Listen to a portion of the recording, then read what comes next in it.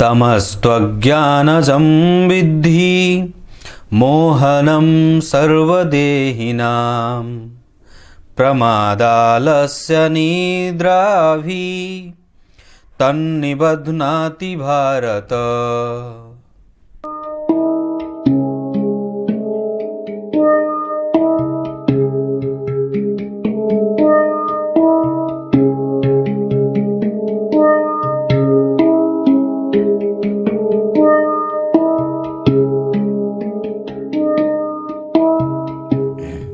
प्रिय दर्शकों नमस्कार। एक बार फिर से उपस्थित हूं आप सबके सामने मंगलवार के कार्यक्रम में। धन से संबंधित एक श्लोक बताऊंगा और उसका अर्थ बता दूंगा। मूल ग्रंथ की बात अगर आप करने लगेंगे तो आप मूलतया ज्योतिष के मूल रहस्य को समझ जाएंगे। आजकल इंटरनेट पे क्या है, 2 अंक वाले ऐसे होते हैं, मेष राशि वाले ऐसे होते हैं, कर्क लग्न वाले ऐसे होते हैं, अरे भैया 4 राशि वाले ये होते हैं, 5 अंक वाले ऐसे होते हैं जिनका क्या बोलते हैं वो अंक शास्त्र पे बड़े लोग व्यूज बटोर रहे हैं, पर मूल ग्रंथ की बात कोई नहीं करता है। मूल ग्रंथ पे जब आप आएंगे तो आपको पता चलेगा वही मूल है और उसमें कभी भी छेड़छाड़ करने की कोई आवश्यकता ही नहीं है।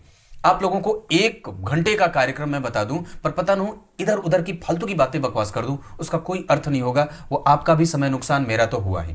तो कहने का अर्थ है आप सिर्फ ग्रंथ के मूल रहस्य और उसके सिद्धांतों को समझने की कोशिश करिए, जहां प्रामाणिकता के साथ आपके सामने वो बात उपस्थित की जा सके। तो मैंने क्या बात कही, ये श्लोक है, धनस्थितो ज्ञेन विलोकितश्च कृशः शशांको पिधनादिकानां पूर्वार्जितानां कुरुते विनाशम नवीन वित्त प्रतिबंधनम च।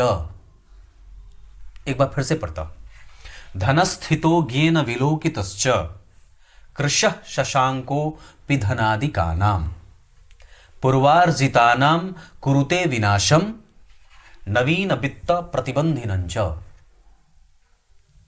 एक नीचे दूसरी लाइन में एक शब्द आया है, क्या आया है, पूर्वार्जितानां कुरुते विनाशम, मतलब पूर्व के अर्जित धन का विनाश करे।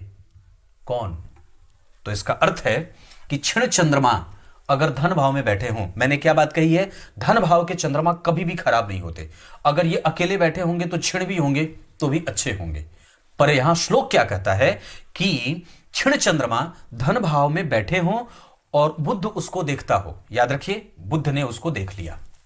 तो क्षण चंद्रमा अगर अकेले बैठे होंगे, बुध की दृष्टि नहीं होगी, तो यह सूत्र लागू नहीं होगा। लेकिन अगर क्षण चंद्रमा है, मतलब क्षण चंद्रमा कौन, कैसे, अगर आपका जन्म शुक्ल पक्ष के अष्टमी तिथि से लेकर के कृष्ण पक्ष के 9वीं तिथि तक का हुआ है, इसका मतलब है कि आप क्षण चंद्रमा में आपका जन्म नहीं हुआ है, आपके चंद्रमा पूर्णेंदु कहे जाएंगे या पूर्ण चंद्रमा कहे जाएंगे। वो चंद्रमा शुभ ग्रह की श्रेणी में आएगा। लेकिन अगर आपका जन्म कृष्ण पक्ष के 9वीं तिथि के बाद और शुक्ल पक्ष की 7वीं तिथि तक का हुआ है, तो आपका जन्म पापक ग्रह के चंद्रमा में हुआ है, उसे ही क्षण चंद्र कहते हैं। तो जिसका जन्म कृष्ण पक्ष के 10वीं तिथि से लेकर के शुक्ल पक्ष के 7वीं तिथि तक हुआ है, वो क्षण चंद्र के अंतर्गत आता है और वो चंद्रमा पापक ग्रह हो जाता है।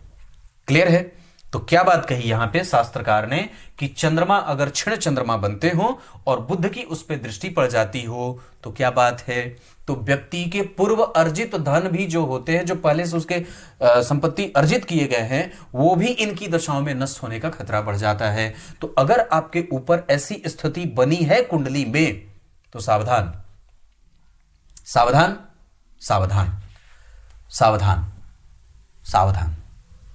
कुछ इसी तरीके से आज के कार्यक्रम का समापन करते हैं। काफी है, अब बहुत ज्यादा अगर बता दूंगा तो फिर आप लोगों का मेरे से मन भर जाएगा, फिर बड़ा मुश्किल हो जाएगा। तो आइए अब गीता जी के श्लोकार्थ बता देता हूं। गीता जी के 14वें अध्याय के 8वें श्लोक में भगवान ने बात कही है तमोगुण के बारे में। राजसिक गुण के बारे में मैंने कल चर्चा करी थी, आज तमोगुण की बारी है। तो तमोगुण अज्ञानता से उत्पन्न होता है। तामसिक वृत्ति व्यक्ति में जब आपका मतलब नष्ट होना शुरू होगा, जब आप एकदम आपने जो धन संपत्ति इकट्ठा करी है, अगर अपने आप को बर्बाद करना चाहते हैं, अगर अपना नुकसान करना चाहते हैं, अपने आप को तमोगुण से युक्त कर लो। तामसिक बन जाइए।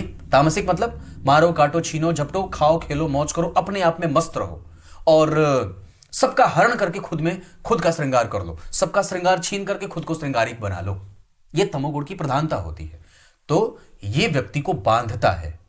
तामसिक गुण वाले आलसी होते हैं, उनका भोजन खराब होता है, उनका संग खराब होता है, शराब, जुआ, सट्टा, लॉटरी, मांसाहार आदि आदि चीजों में लिप्त रहते हैं। और जब उनका पतन होने वाला होता है तो यही चीज उनके पास चिपकने लगती है, क्योंकि माता लक्ष्मी का प्रभाव नष्ट तो होगा ना। आप जीवन भर तो धनवान नहीं बने रह सकते, तो आपके नष्ट होने के लिए ये काम वो चिपका देती हैं।